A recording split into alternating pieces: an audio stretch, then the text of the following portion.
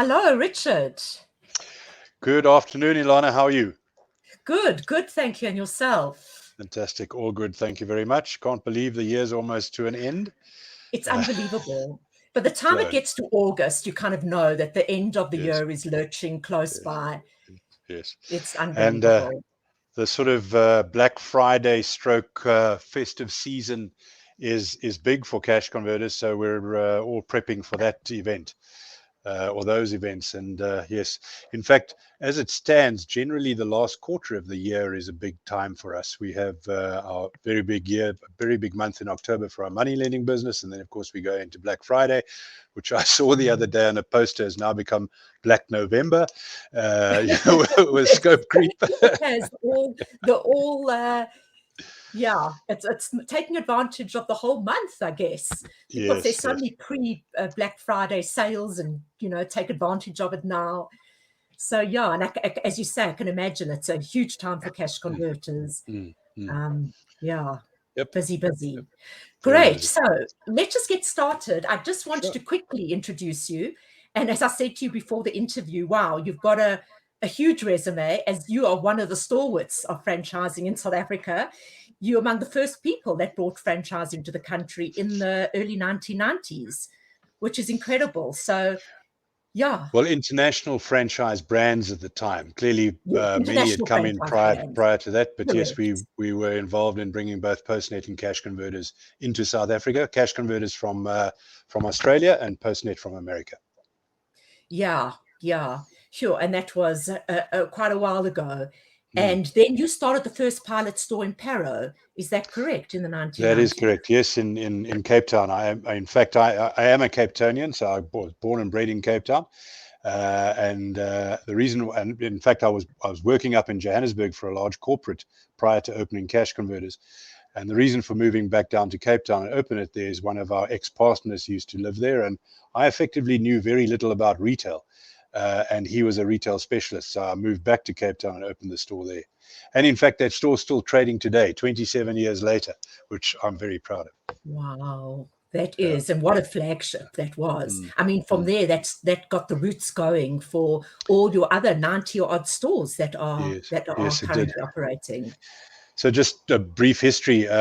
We came across Cash Converters through this partner who had returned home to the UK, and Cash Converters had just at that point in time, this was the early 90s, sold the master license for the UK, and he found it there. And long story short, we started talking in about 92 to Cash Converters in Perth, and it got to an advanced stage, and literally I got on a plane one Thursday afternoon and flew to Perth, met the founder of Cash Converters International, a guy by the name of Brian Cummings, and he took me around the stores. I think Australia had about 100 stores at that point in time.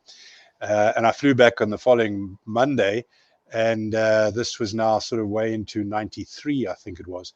And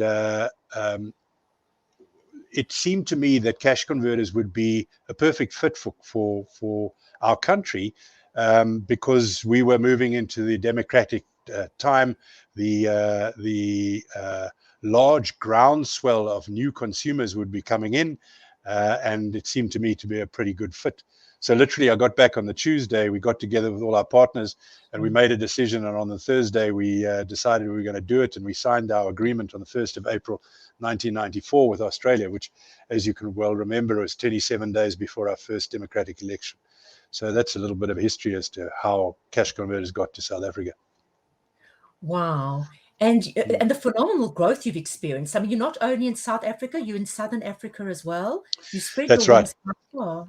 Yes, we have 4 stores in Namibia, in fact, 3 of them in Windhoek and 1 in Swakopmund. We're looking to open more in Namibia, and the Namibians have been extremely successful with our business model. And just recently, we have secured the license for effectively the rest of sub-Saharan Africa. So all the way from Nigeria through to Ethiopia and downwards.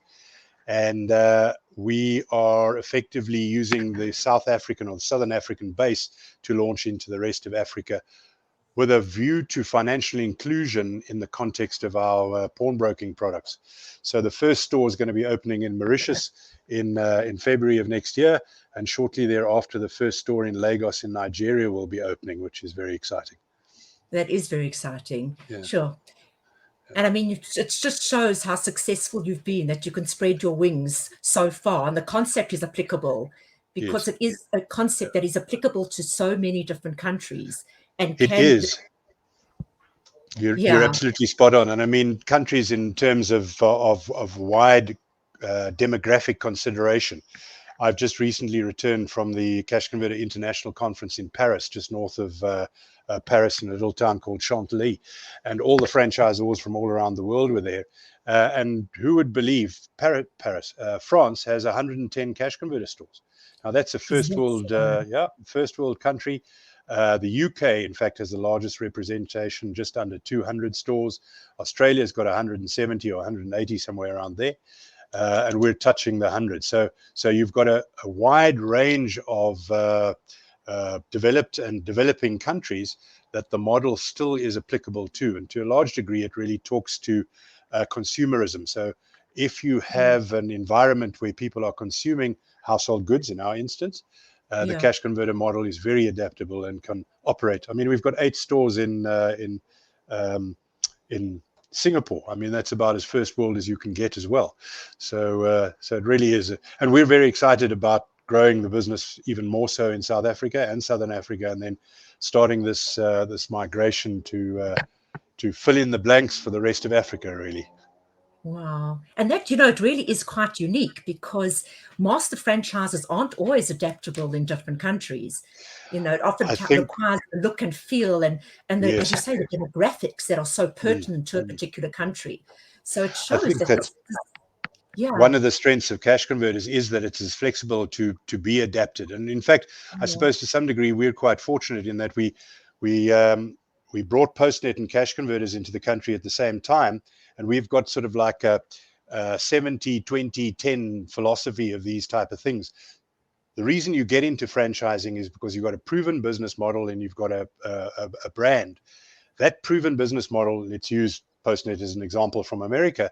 If you brought it into South Africa and implemented it 100% as it was or is implemented in America, you're yeah, unlikely to be as successful as if you yes, yes, implemented the 70%, you took 20% of it and customized it for the local market and threw the other 10% away. That's sort of, the numbers are not important, but that's the concept. So we adapt the model to the customer requirements in that country, and clearly the legislation as well.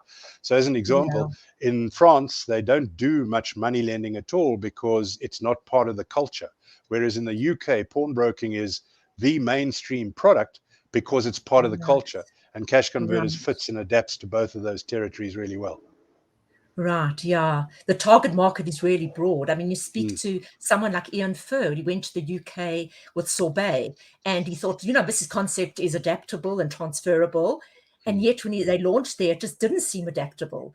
So, your product, you're really talking about something that appeals to a human being, anybody who kind yes. of needs household goods. Correct. Absolutely. The concept as well is, it's really, really important in terms of adaptability that you partner with the right people in the different territories.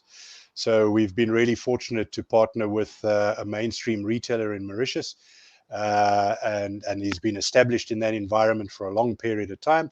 And Cash Converters forms part of his whole strategy, bolting on second hand to a new retailing environment. And effectively, that talks to the circular economy. So this is actually very interesting. Over the 25 odd years that we've been involved in this, when we started out, second-hand dealing and pawnbroking was definitely not mainstream. I joke that nobody's ever aspired to become a pawnbroker. So you've got that distinct sort of mindset of people of dark and dingy and cluttered and sometimes Yeah, unpleasant and yeah, possibly yeah, dishonest.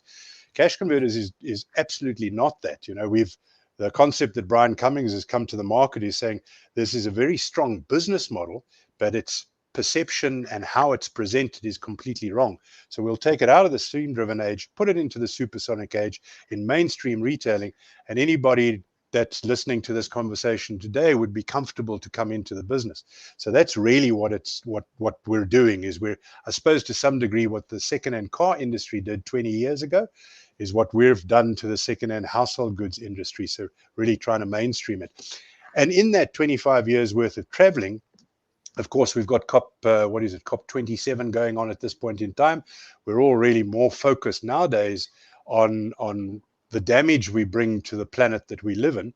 And secondhand dealing now talks to the circular economy. It talks to that point. So we're, I think, fortunate that we're much more mainstream now than we ever were. Yeah. And I think, as you know, the business does lend itself to the other businesses that you have emerged into, like the loan, and you've got various outreaches there providing loans for people who do need that support in terms of purchasing items. Yes. So the fundamental concept behind cash converters is what we refer to as a business model that provides our consumers with access to cash. So I'm sure everybody who's listening to this has had challenges with raising short-term money in the sort of traditional banking environment and the like. And Yeah. sometimes I think that formalized industry does as much as possible to not lend anybody money. Whereas our philosophy is that we're wanting to do the business. We want to do all the business all the time and as quick as possible. And so we've created this effectively a 3 income stream business for our franchisees, and providing a range of different services to our customers so that they can source product in different ways, or source money in different ways. If you look to our retailing business, we buy product from them and give the customer cash instantaneously. So that's about cash now. Literally, all the stuff you've got at your garage that you trip over regularly and are not using, bring to cash converters, pay the guys money instantaneously, and it's as simple and easy as that. It's almost the concept of a quick service restaurant drive-through. There are some drive-through cash converters in Australia, but we haven't got there yet here. Then secondly, when you come and buy from us, we're selling product, be it cell phones or whatever it might be, computers, laptops, etc., any household good at around about half the price you'd expect to pay for it new.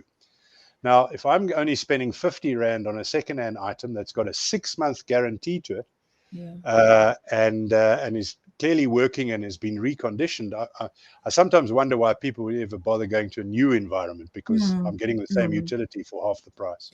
Yes. Then in our pawnbroking business, if you don't want to sell the item outright, you can use it as surety to raise money.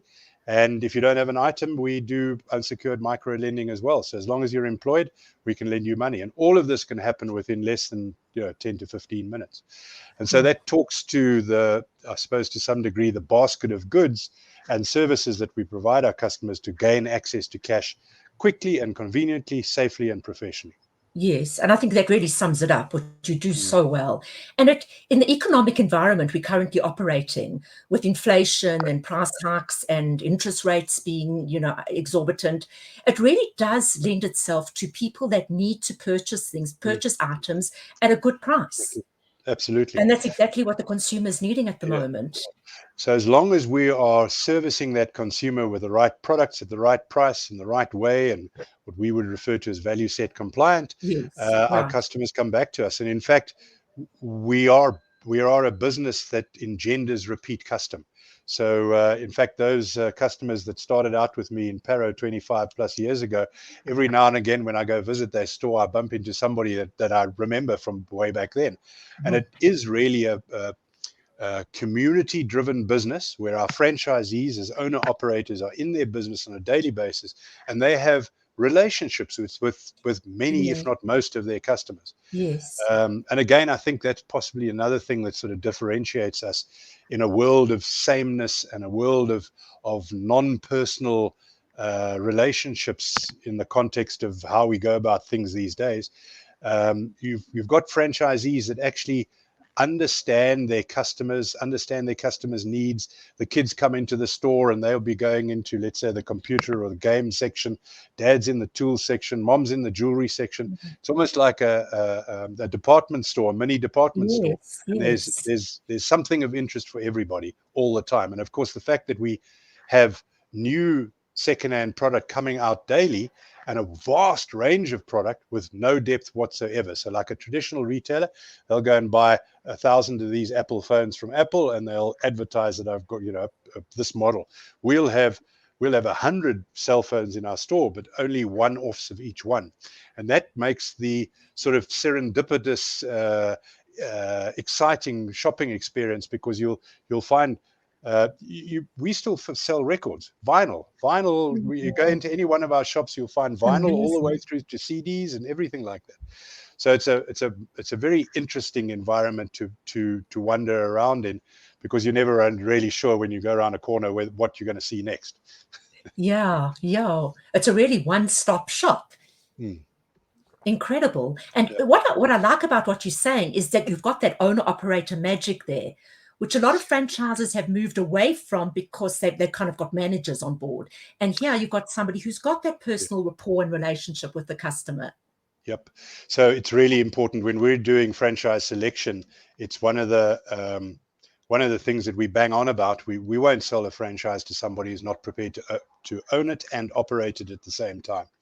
And the reason for that is that we find that if that's not the case, the opportunity to deliver the financial results that we wish for is just not going to happen. It doesn't mean to say that you have to, if you're a cash converter franchisee, you have to work it for the next 25 years. But Yeah, generally speaking, we would suggest 3 to 5 years full-time operating that business before you absolutely have understood the nuances of what we do and how we do it and why we do it, and you've built up your team underneath you. We have many franchisees effectively who only have one store because that's just what they want. The businesses are profitable enough that they can feed and water their family and deliver the lifestyle they wish. And that's the way they particularly want to operate the business. Having yeah, said that, we've got guys that own 4 or 5 of them, but they would have gone through this learning curve in the store. And if they've got 4 or 5, they're still working those stores. But if clearly they can't be there all the time, they do have a management team in place that's been literally homegrown over the period of yeah. time to ensure that that they're delivering the level of service to our customers that ensure this repeat custom all the time. Yeah. And that's really important in terms of mature franchisees. Mm, I mm. don't know how long your franchisees of the tenure is generally, but they So get I to a can point answer. where they want to grow, more than just one store, or the strategy or the thinking has to kind of grow beyond that.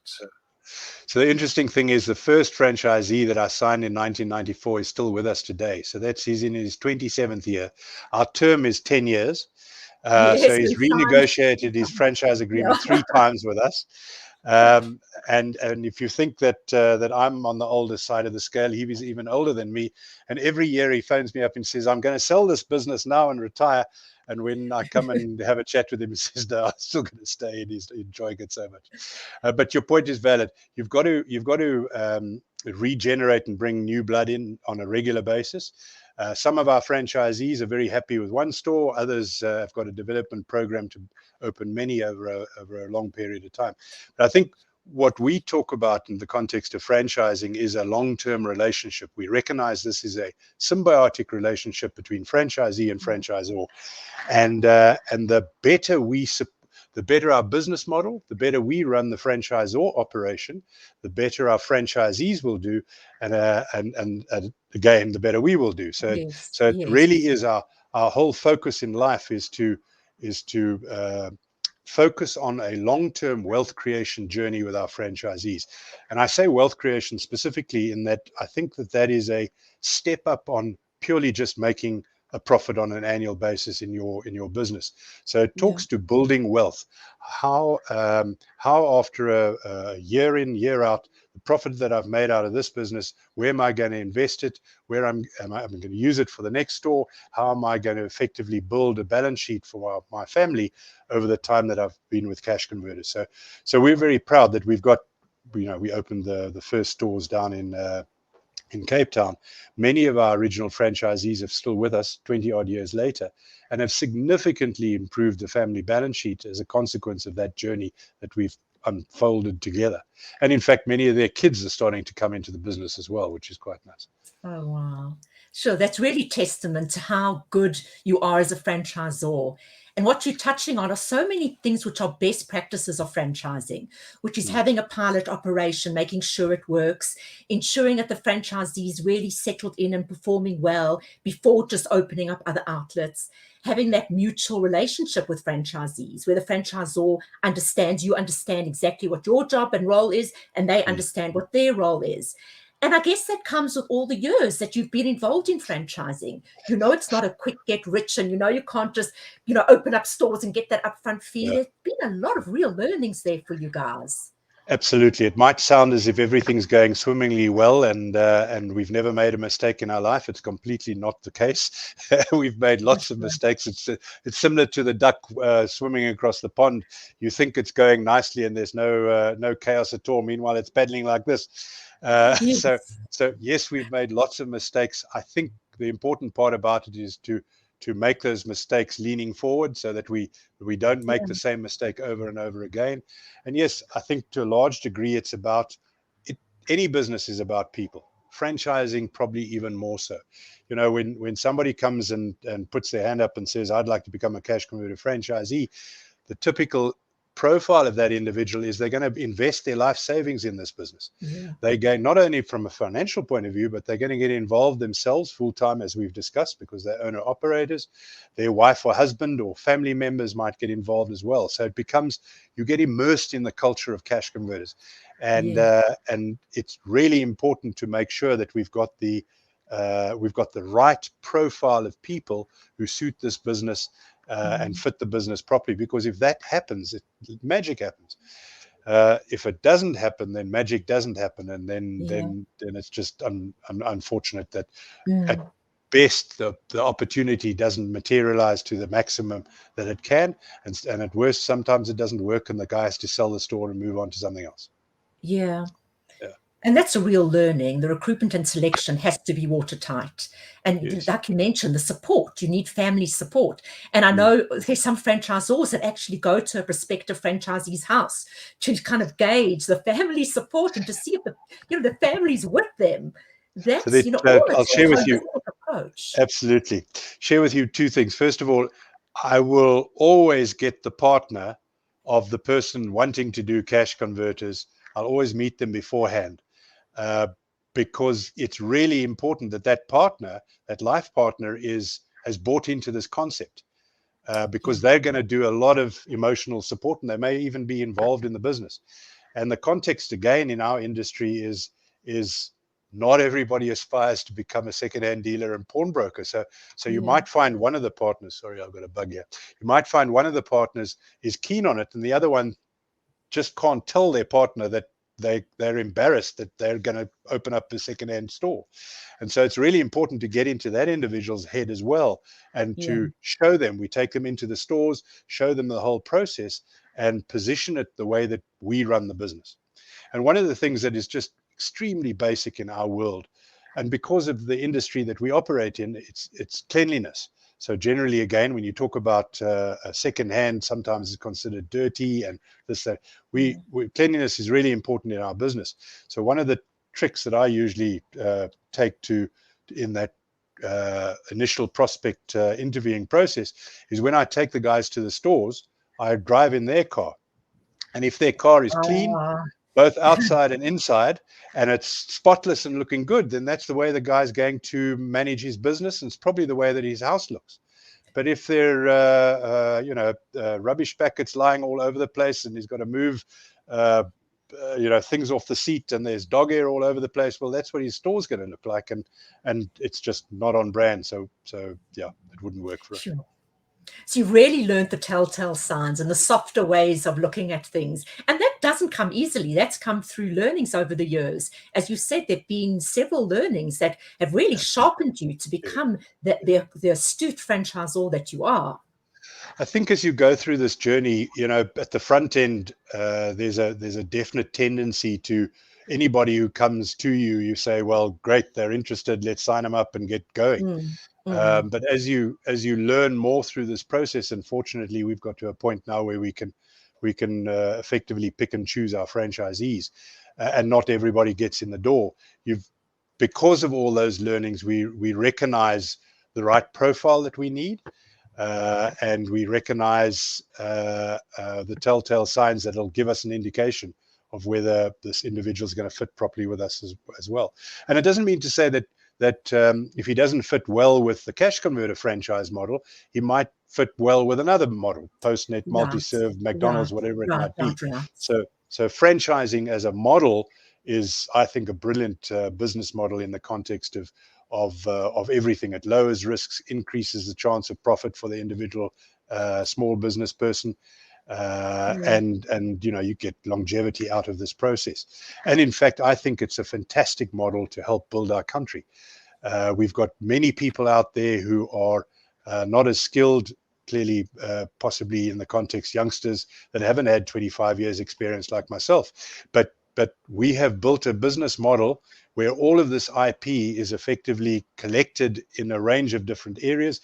We've got over 100 people supporting our stores in South Africa alone at head office. And it just goes to talk again to how important we think the symbiotic relationship is. If we get the franchisee to follow our business model as closely as possible, we know the outcome is going to be a profitable store, and that will create sustainable wealth over a long period of time. That means on average 12 to 15. Our biggest store, I think, has 24 staff members are being employed. And that same principle, I'm sure we could duplicate around South Africa.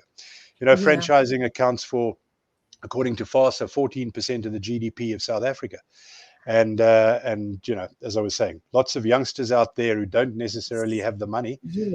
But if we can get them some money from the banks or governments or large institutions as seed capital, the franchisors have got the proven business model and the brands.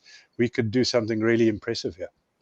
Yeah, and that is the future of growth in this country, because it has both the benefit of empowerment, people having their own businesses, as well as the growth that comes from it. I mean, you've got how many employees? 1,500 employees that your business supports, which is absolutely incredible.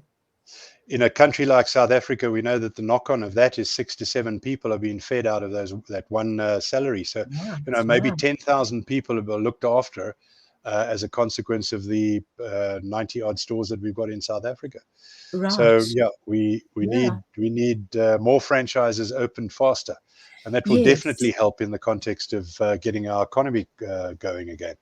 Yeah, I mean, if you look at the people out there that are trying to eke out livings for themselves, like it might be a painter advertising his services or a gardener. Well, if you look at cash converters and what you guys have done, you've taken something which was perceived not so well in the industry and packaged it in a way that's so palatable and appealing. So, I mean, for example, you could take a whole lot of painters and give them the right uniforms, the training, the look and feel, the branding. There's so much scope and opportunity for that in this country. Yes, there is. And South Africans are versatile, and we're dogged, and we see the glass half full no matter what the environment throws at us.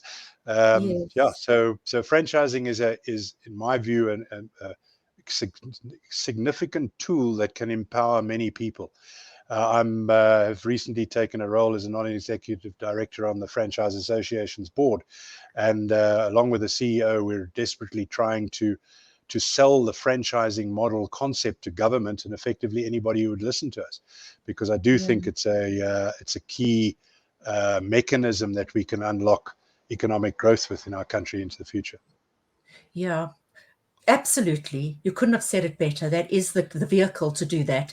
And Richard, what do you see as a trend shaping the franchise state in South Africa? The trends and how to match with those trends that are going on? Sure. There's that's a big question. We could probably take half an hour to answer across a range of different. It is. Maybe could you pick one that you see that you feel franchisees should be aware of? Let's use this. Let's use COVID as an example. So I think, as I generally say, we could have all done without COVID. It was a black swan event that none of us saw. Some of us lost family and close friends, but there were some learnings that came out of it. And one of the learnings clearly is digitization. What you and I are doing at the moment and broadcasting this live with StreamYard effectively around the country and as a consequence around the world, we didn't have before COVID. So just two examples of how Cash Converters has digitized itself. The week before when we went into lockdown, fortunately, a few years ago, we'd in-housed all of our IT. And our IT department effectively got everybody in our organization, all our stores and our head office onto Microsoft Teams. And during the process of COVID, we did franchise meetings for that first 3 weeks, every day. We had a franchise meeting with all of our franchisees, more than 100 people on for 15 minutes a day, whatever it was, talking to the guys, because you may recall that there was just so much unknown. We didn't know. We first thought, okay, 27th of March, we'll be out of this at the end of April. Then we had an extension to to May and all that type of stuff. So we took it on ourselves as a franchisor to communicate as much as possible with our franchisees, because we recognized that they would be effectively at sea. They'd be very, very worried. Was their business going to exist through this process? How long was it going to last? All those type of things. And the digitization side, the ability to talk to them on a daily basis in the first couple of weeks was really fantastic. So we came out of COVID, I think, quite stronger than when we went in. So that's one example of that digitization. And in fact, we still do that now, not on a daily basis. We do monthly franchise meetings via digitized teams with all of our stores. Our franchisees now stay in their store. They're on a video conference for 2 hours. We do it every month, so that's 12 times a year, where before COVID, we could only get round 3 or 4 times a year, and it was putting the whole exco in a plane and flying to Cape Town and beds and nights and all this type of stuff. So we've become much more effective and much more efficient, and we're communicating much more because of digitization. Yeah. And then, of course, what we also did was we launched our web shop during COVID. It was a strategy that we were always planning to do, but we just brought it forward. And so that web shop now, we've got, I think, in excess of about 13 or 15,000 stock items on there, changing on a daily basis. And now our customers have the opportunity to buy off the web as well as bricks and mortar. So this dual strategy is very much of a trend going forward in our industry and in many others. And that's proved extremely successful. We're now doing millions of rands a month turnover from effectively a standing start of our web shop. And if I go back to the example of the franchisor conference in Paris earlier, Spain have been doing this for in excess of about 10 years, and 1/3 of their turnover is made up of digital web shopping, which I find fascinating. We're less than 10% at the moment, but 1/3 of their turnover is now done off the web in Spain. That's very interesting. And how does it work with franchisee sales and the web? Does it go to franchisees, or is that more like a... Absolutely. So all we've done is we've provided this platform from head office, our web shop itself, and our franchisees, when they process product onto the floor for sale on a daily basis, can choose to put it on the web shop and in the store. And effectively, the first customer who buys it either from the web shop or comes into the store and purchases it. And interestingly enough, what we're finding is that many of the consumers don't purchase it on the web shop, but see it on the web shop, and as a consequence come into the store and ask to see the cell phone or the iPad or something like that and buy it in the store. So it's almost like an electronic pamphlet as well. Yes, exactly. Exactly. So it's a form of advertising, which is so important. And sort of the version 2 of that, which we're very excited by at this stage of the game, our web shop and our point of sale system are 2 different systems. We're integrating them, and in the new year, we'll be able to effectively integrate and automate them, which will mean that our stock holding on the web will go from 15,000 to 150,000 stock items plus minus, and that will create us or put us in a position to be the biggest second-hand dealer on the web in South Africa. So that's also a nice innovation that we're quite keen to launch. Absolutely. Absolutely. And you're strategically on the ball. You're Hmm. always thinking of new things to do and ways to supplement franchisees' income. And that really requires the likes of very sophisticated franchisors like yourself. So we're very fortunate, or I'm very fortunate. We have a very strong team of in Exco. In our Exco, we've spent a long time. Myself and my two partners, the owners of the business, we've spent the last 5 to 7 years building an Exco around ourselves, and we effectively bring people on board with a phrase that we refer to as having common values to us, but complementary skills. So as long as we have common values, we're good, and and the complementary skills are really important. And in that context, much of these innovative ideas come from not me, but my partners in that Exco team. So yes, we're consistently trying to think of additional ways to be more effective and more efficient, supply product and money to our consumers easier and cheaper, and by that way make our businesses more resilient and more profitable for the franchisees, because that's really at the end of the day what it's about. And what you're describing is real, true leadership skills where you involve people and you get upward communication as well. It sounds like you've really mastered that, Richard. I think we should employ you as my PR agent. Just I've, in so many franchisors that it's top down and it's, I'll tell you franchisees what to do, but you kind of involve both your head office team in decision making, as well as franchisees are involved in I think making decisions and you, suggestions. you're right about that. I think it goes back to that underlying philosophy in terms of one's values. One of our values is collaboration. And in our world, uh, discussing, talking, sharing, walking in somebody else's footsteps, as much collaboration as possible tends to end up delivering a much more sustainable and long-term beneficial decision. And so we don't run an autocratic organization because we believe collaboration is important. In fact, I went to an opening party for one of our stores this week, and the franchisee was just gobsmacked that the CEO actually came to an opening party. I mean, I find that because he'd been in another organization for 20 years and that had never happened. In our organization, it's part of the culture. We're a family-run business, and we know everybody who is in our business, and we think that's important because people are effectively the important part of business. Yeah. Which is a massive undertaking to keep that family culture in such a huge network. It is starting to become a bit of a challenge, and maybe to share with you another example of what we've done on top of digitization. So between myself and the three of us as partners, we've always tried to at least visit every one of our stores annually. But now when you're touching on 90 or 100 stores, it might sound easy enough to do that, but it's quite a challenge. There are Sure. only 300 days in a year. And if that means Yeah. you're going to go to a store one store every day, you've taken 1/3 of your Yes. diary out of the year's Yes. circulation. But we do still consider it to be extremely important. So what we're doing now is what we refer to as director visits. Every day for 2 hours, we have a Teams call with a franchisee somewhere in the country, and we look at their business between the three main directors. We look at their business. The franchisees on the call, the three of us are on the call, plus our ops team that support them.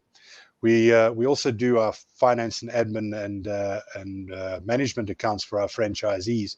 So we've got a standard set of management accounts that are timeous and accurate, and we literally start at the balance sheet and we go all the way down to whatever granular level we need to go down to, and provide that franchisee with what is now close to 100 years worth of experience in our business across all the people in that meeting, to say, okay, what was the plan? And clearly the plan's the budget. What did we actually achieve? Those are the actual numbers. Is there a gap?